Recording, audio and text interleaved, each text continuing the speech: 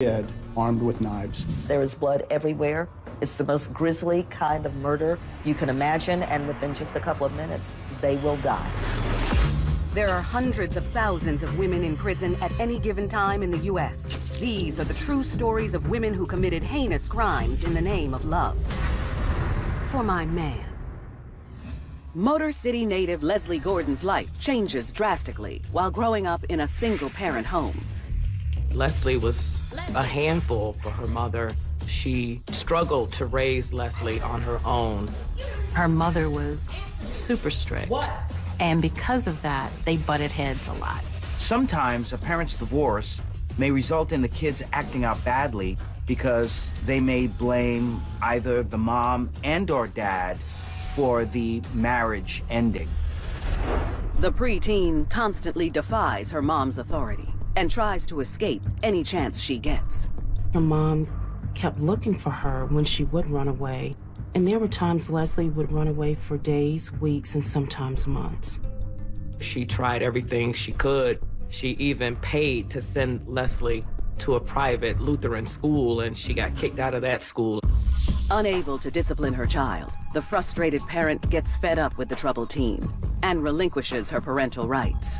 Leslie's mom sent her to a juvenile facility until she reached legal age, really hoping that this experience would wake up Leslie to really begin to live a better life.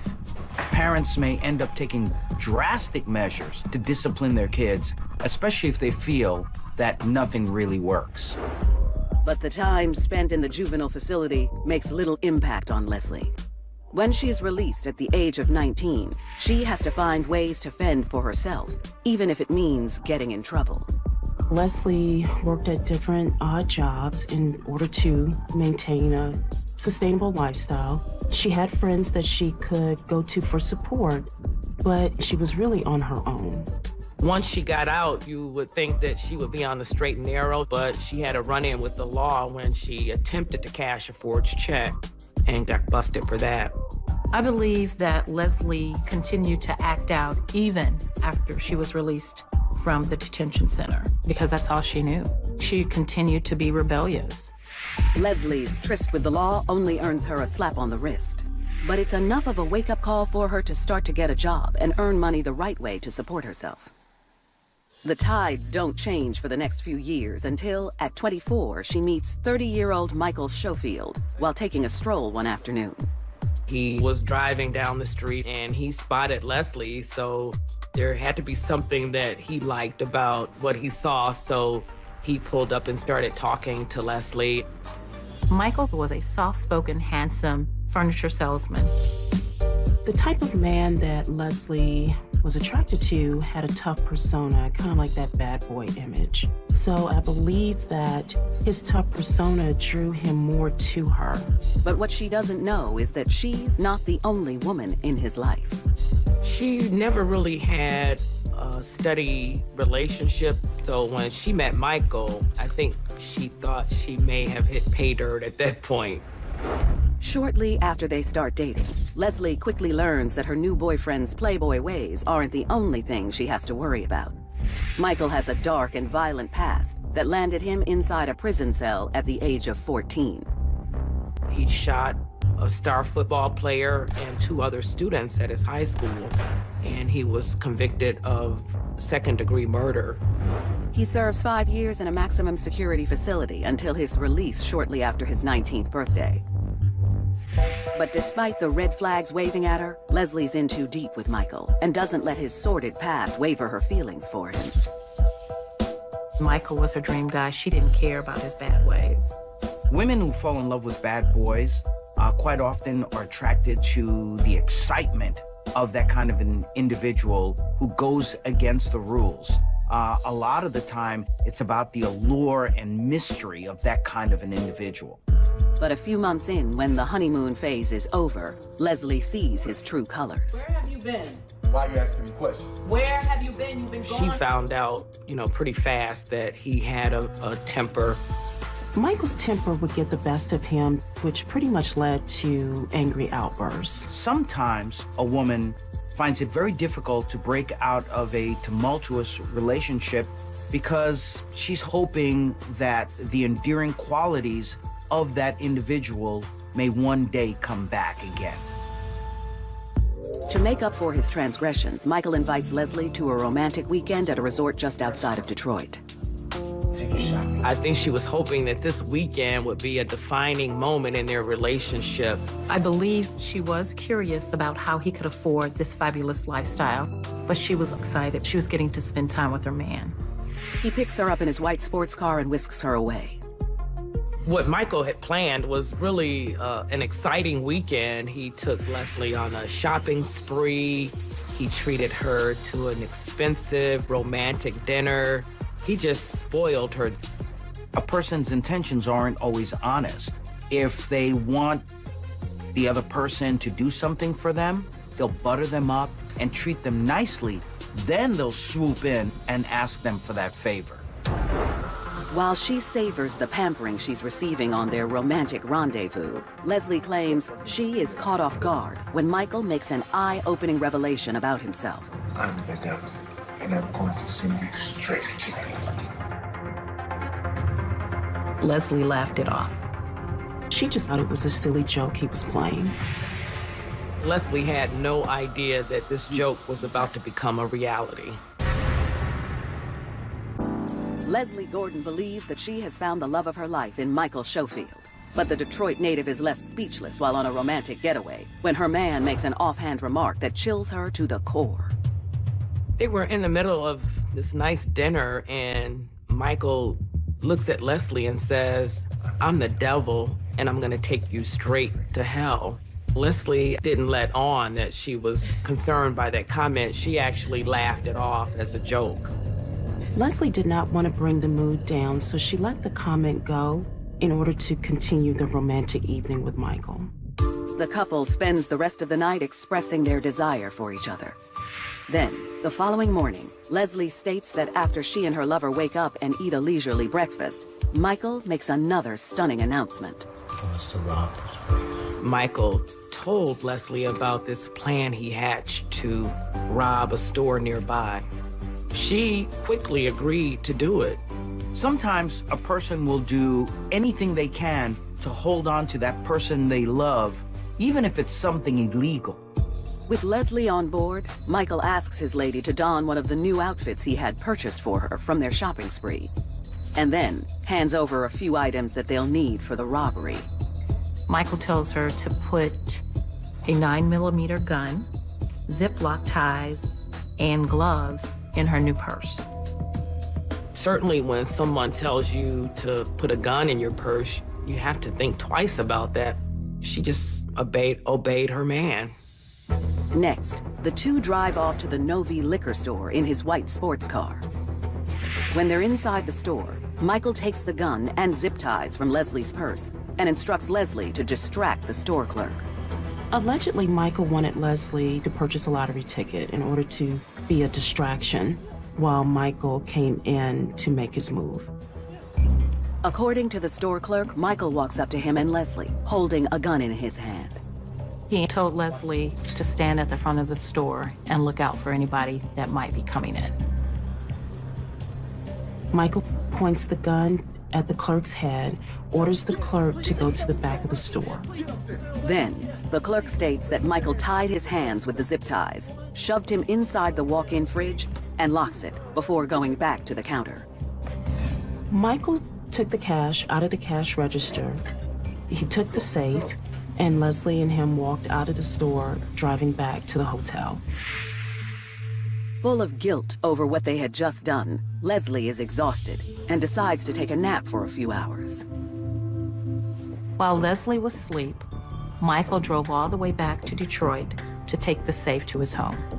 When she woke up, she sees Michael sitting on the bed watching TV. Leslie did not have a clue that Michael left while she was sleeping. According to Leslie, he then asks her if she's up for an additional robbery.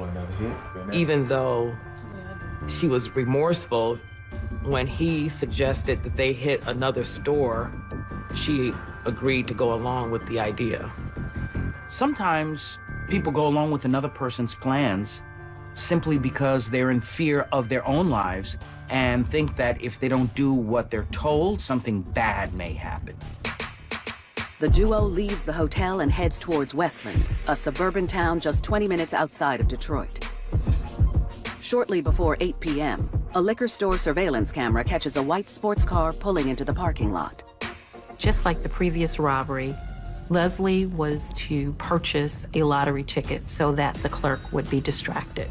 As she was purchasing the lottery ticket, she heard a gunshot. She sees that Michael has shot this other clerk. She tried to remain calm and follow the instructions that Michael was barking at her. Sometimes a person will go along with another person's plan and put a blind trust that everything will be okay. But when things go awry, then they begin to rethink their choices. Next, Michael orders her to go to the front of the store and make sure nobody comes in. As she walks towards the door, he turns to the other clerk and fires at him as well. After Michael shoots both of the clerks, he begins to look for the money and the video surveillance tapes. Michael could not find anything. He was very unsuccessful, which produced more angry outbursts from him. While he frantically continues his search, Leslie spots two men getting out of their car and heading towards the front door. Leslie locked the door and told them that the store was closed. Michael figured out what was going on, and he didn't want them to get away and possibly call police. Leslie states that Michael told her to unlock the door and to let the two men in. She unlocked the door and told the two men she was part of a security company that was working at the store that day. Michael was hiding in one of the aisles when the two men walked in. The two newcomers have no idea the nightmare they've just walked into. Witnesses weren't an option for Michael. And later, Erica Sheppard's inability to say no takes her on the joyride of her life. Marilyn didn't die soon enough for them, so they used other means to try and stop the struggle. Their time was running out, and fast. Leslie Gordon holds her breath when two men step inside a liquor store, while her boyfriend, Michael Schofield, hides along the aisle after shooting two store clerks during a robbery in Westfield, Michigan. When the two men walked in the store, Michael allegedly jumped out of the aisle and shot the two unsuspecting men. One died instantly, and the other one was hanging on for dear life after he shot him in the neck. Leslie is at a loss as to what to do next. Leslie's reaction was a bit bizarre. She just started walking around. She walked over the bodies, and she started humming a tune. When a person is in shock, they're really in a daze, and their mind is trying to catch up with whatever it is that's going on, and they almost feel like they're sleepwalking through that situation. Meanwhile, Leslie witnesses while Michael tries to access the cash inside the register, but has trouble getting it to open. He ordered Leslie to go back to the front of the store to be the lookout. Once Leslie was at the front, she saw another car pull into the parking lot.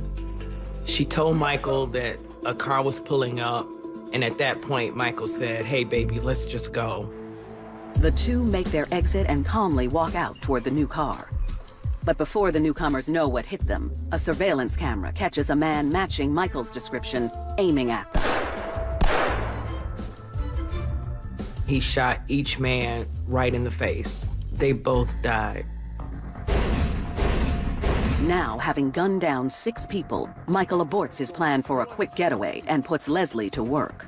Michael ordered Leslie to get the gloves and go back into the store to wipe down the door handles, making sure all fingerprints were removed from the door handles, IDing them being in the store. Fearful of what he might do next, Leslie follows her boyfriend's instructions. People will sometimes do what other people ask them to do because they're afraid of what might happen if they don't follow that order or command. She was just doing what she was told as his partner in crime. She wanted to make sure she did not upset Michael in any way. She just witnessed a man shoot 6 people, and she was fearful that she could be in jeopardy.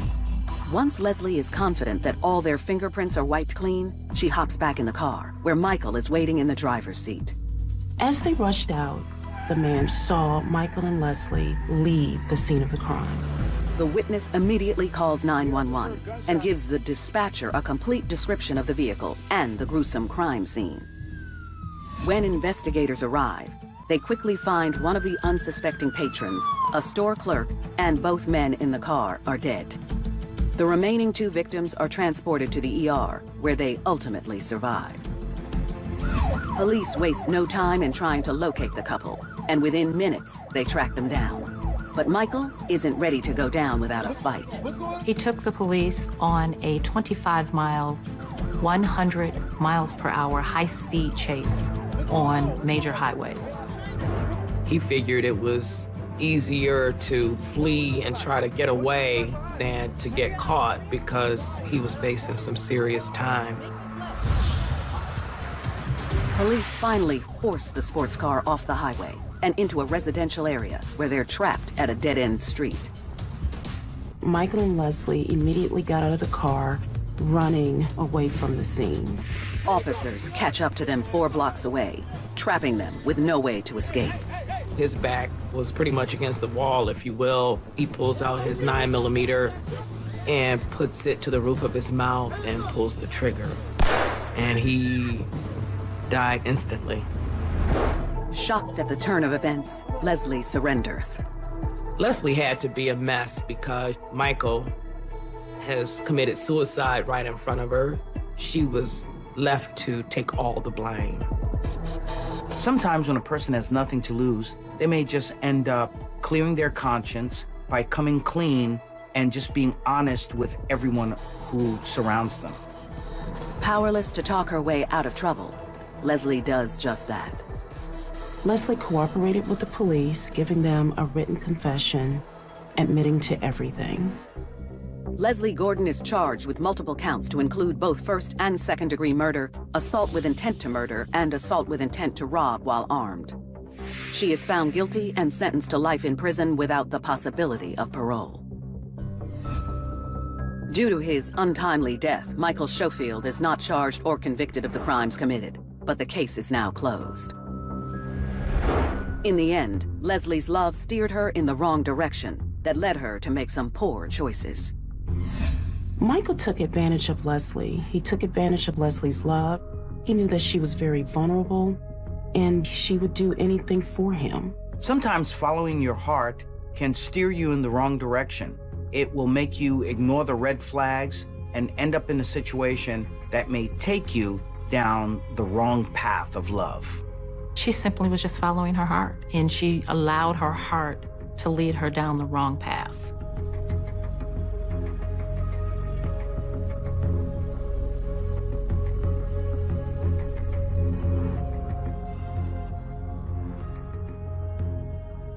Leslie Gordon gave up her freedom for a man who, in the end, took the easy way out. 1,400 miles away in the Lone Star State, Erica Sheppard follows the beat of another person's drum that takes her down a sinful road. Hailing from the blue-collar streets of Bay City, Texas, Erica Yvonne Sheppard has always walked a righteous path. Erica was raised very religious. She had strong Christian values. A difficult course, given that her mother has been anything but a savior. Why have you done these dishes? Erica herself described her mother as a monster. She would leave Erica and her brother alone a lot. Her mother's lack of presence in her life leaves her vulnerable to the evils of the world around her. Erica was sexually assaulted as a teenager. In one instance, the babysitter's boyfriend forced her to perform oral sex. That's the kind of nightmare that Erica was living through. Sometimes people who are sexually abused may end up in relationships that may just be sexual in nature, and this may end up leading to more promiscuous sexual behaviors. In a desperate attempt to find love, she finds herself pregnant in her early teen years. By the 10th grade, she was already a mother of 2 young boys. Erica has a hard time juggling between caring for her kids and finishing high school to get her diploma.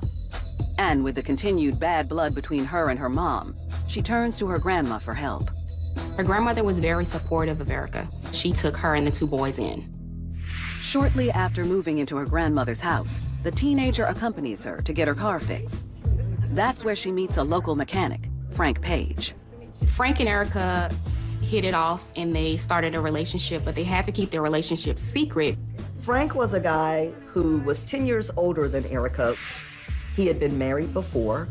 She didn't know a whole lot about him, but she was smitten with him.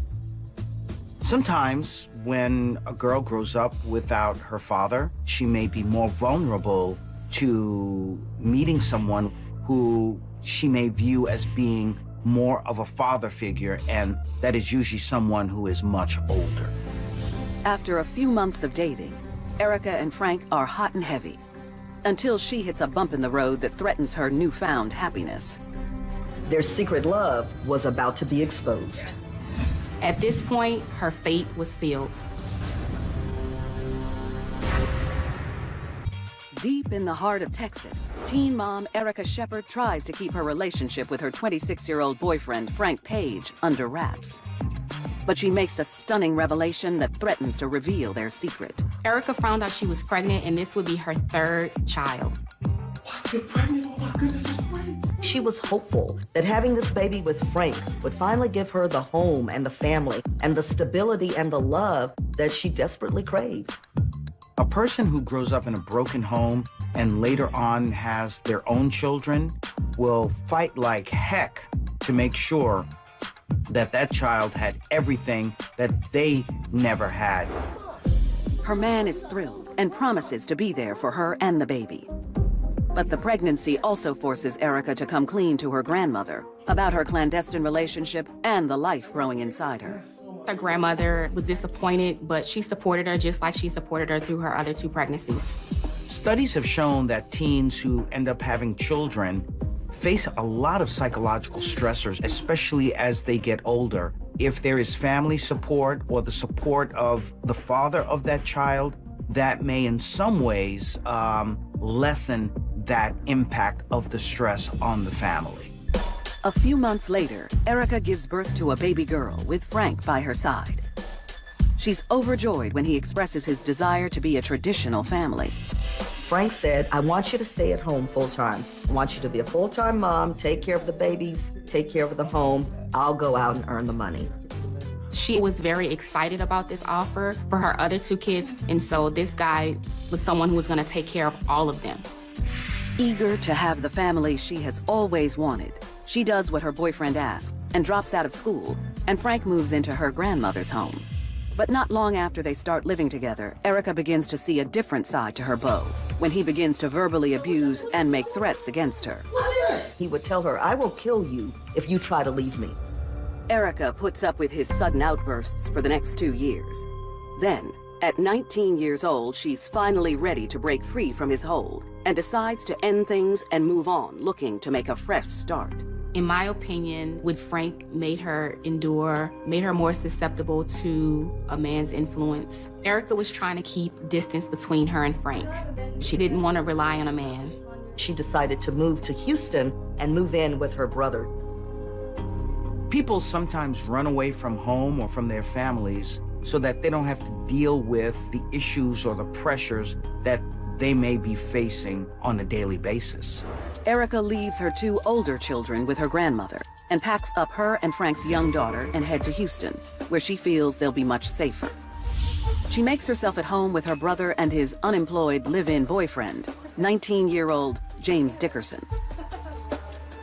James was a young man who was from a troubled background as well. He was also from Bay City, Texas. He did not work. He had a mindset that goes, I don't have any money. Let me go out and jack somebody up for some. Erica and James quickly bond and become best friends. And while her brother works most days, she and her new bestie hang out doing nothing but watching her daughter. They spend their days musing about travel and other things they'd like to do in their leisure.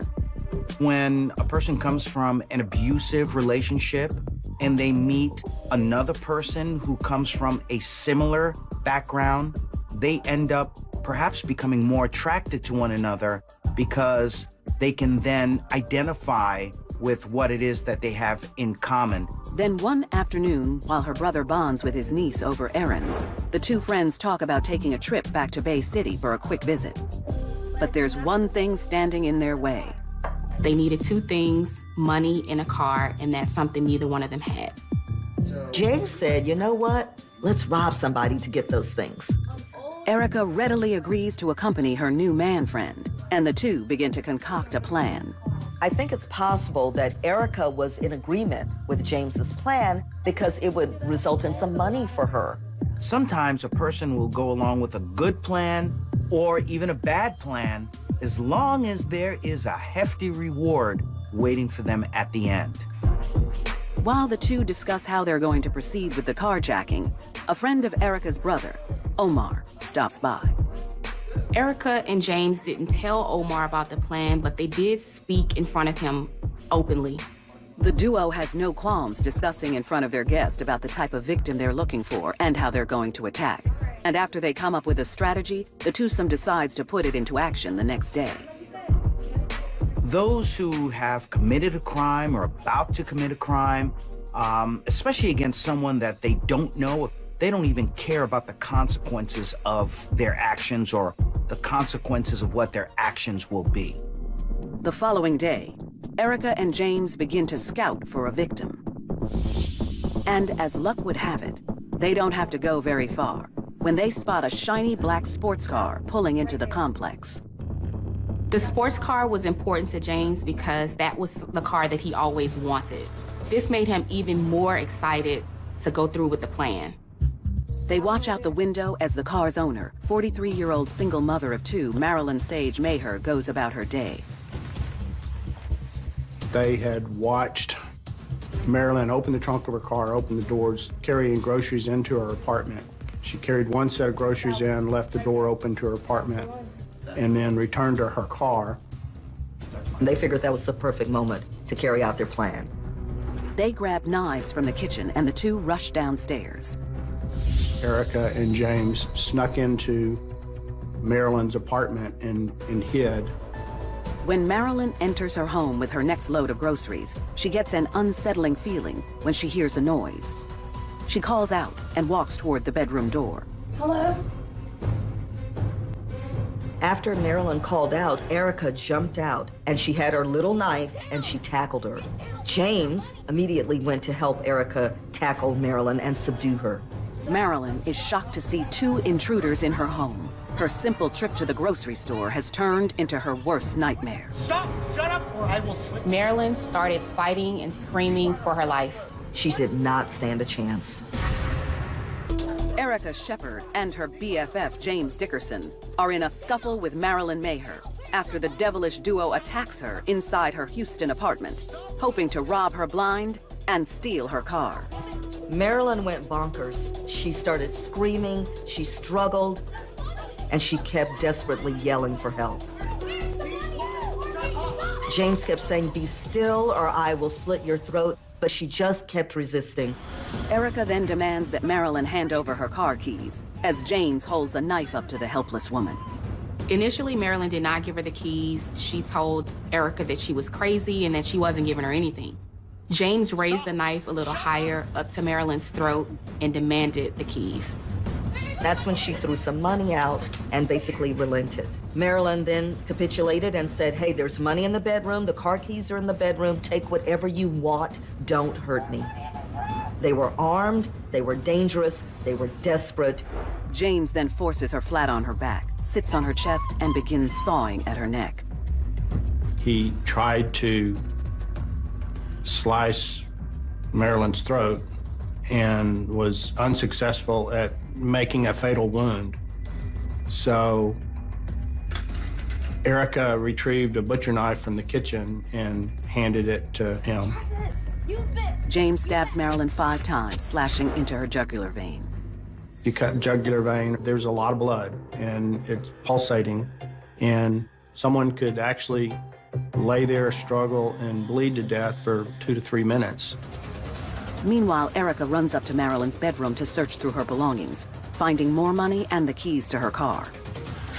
After James has brutally, viciously stabbed Marilyn in the neck, he called out to Erica to come help him because Marilyn was still alive. He then grabs a plastic bag and tries to suffocate the struggling woman. Even through that bag, she was still gasping for air. The duo removes the plastic and covers her up with a bedsheet to try to suppress her breathing even more. Then, James grabs a makeshift weapon sitting on a glass table nearby. James took the 10-pound statue and hit Marilyn over the head with it. He did it with such force that it caused the statue to break in half. At that point, Marilyn Mager was dead. I don't know why James and Erica decided to murder Marilyn, but she obviously put up a fight. She fought for her life. According to the Harris County Medical Examiner's Office, Marilyn ultimately died from blunt force trauma, from stab wounds, and from being beaten, bludgeoned to death. When someone is just acting on adrenaline, they are just determined to do what they have to do. They just want to get the job done by any means necessary. Now, with no one standing in their way, the two friends make their escape. They grabbed the car keys, they grabbed the money that they had taken from Marilyn, and they got in the car and took off. They left the apartment complex on their road trip to Bay City. Most often, criminals work quickly. They just want to get in there, perpetrate that crime, get out of there as quickly as possible before they get caught. But the thing is, they're not thinking about the evidence they have left behind. But in their haste to leave the scene, they fail to notice a man watching their every move. There was a witness to their crime, and he was not going to keep quiet. Their time was running out, and fast. Erica Sheppard and her friend James Dickerson are quick to leave town after robbing and brutally killing Marilyn Maher inside her Houston, Texas home. They left her body in her apartment, they jumped into her car, and they headed to Bay City. Once they arrive, they pick up a friend and show off their new ride. But the fun doesn't stop there. They were staying in a motel, and it was like they were on a vacation. They were even swimming in the motel pool. Sometimes people will show off simply because they have accomplished something that they thought was really fantastic. They have achieved a goal, and they want to prove it to everyone else. Meanwhile, back in Houston, Marilyn's 19-year-old daughter, Stacy, arrives home to the apartment she shares with her mom. She noticed that her car was gone, so I think she assumed that Marilyn was not home. And then she noticed bedding on the floor. That's when she realized someone was under there and there's blood. She sees her hand, and she realizes it's her mother there murdered on the floor. Stacy was mortified, and she immediately called 911. Houston police rushed to the apartment. Investigators collected evidence and photographed and videotaped the apartment. They found 3 knives, and they found a bloody handprint. After gathering evidence in the apartment, they questioned residents at the complex to find out if anyone had seen or heard anything. One neighbor told the police that they saw 2 people who fit the description of James and Erica leave in Marilyn's sports car.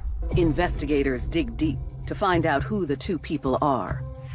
They catch a big break the following day after word spreads in the media.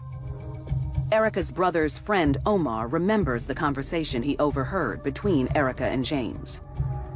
Omar came forward to police and said, "I have something to tell you."